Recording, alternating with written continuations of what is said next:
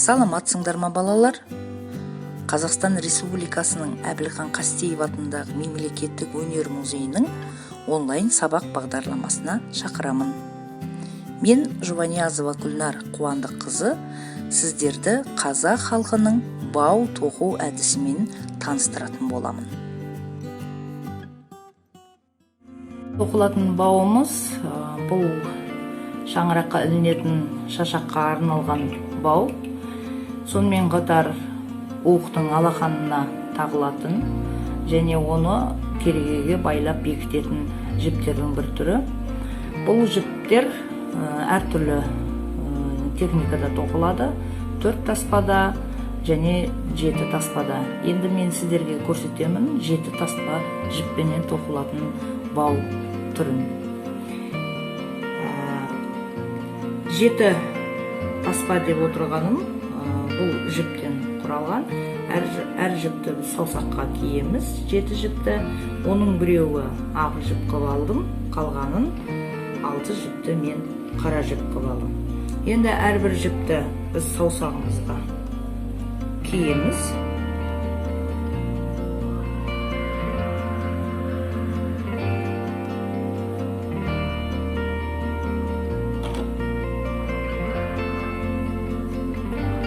Мінекей, бұның қалған жіптерді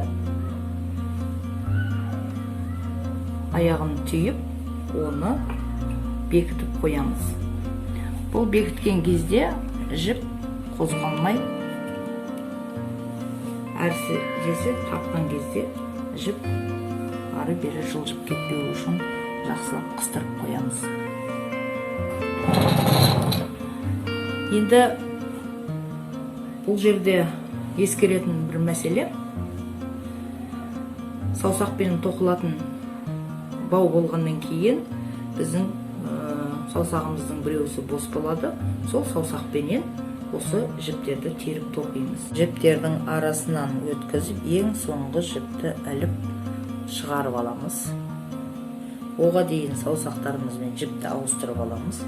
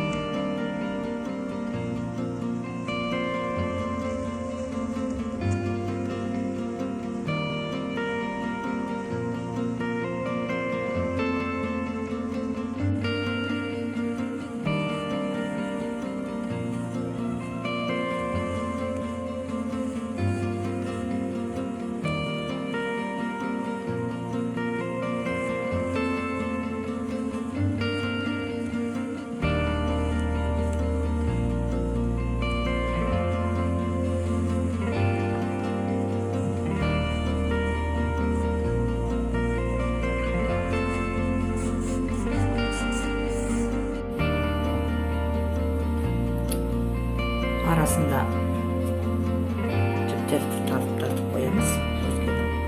Бұтшы бос болмау керек.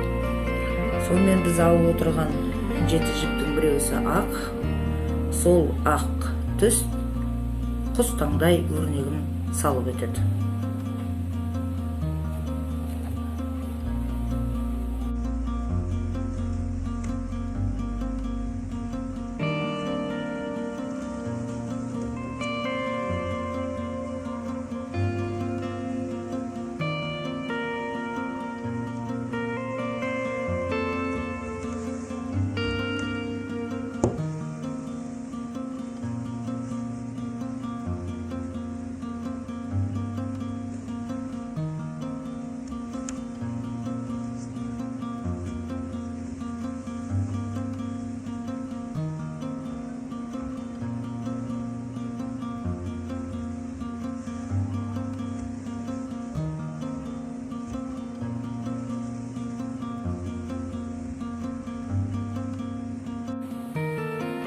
саусақтағы жіптерді ауыстырып алмау керек. Сонда тоқылған өрнек өз қалпында түседі. Енді бұл тоқылып отырған бау 4 бұрыштанып қырланып түседі.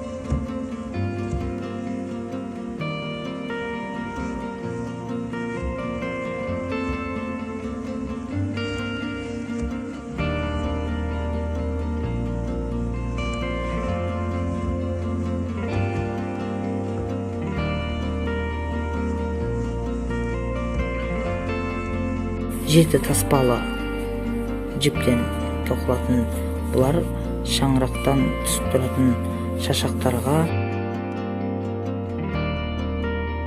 есік бауларға, дорбаларға, қоржындардың, кейбір керме қаптардың ауыздарына құлып ретінде осындай бауларды тоқып тігеді. Бұл баулардың қазақ халқында ең көп тараған, әсіресе көп қолданылатын баулардың түрі.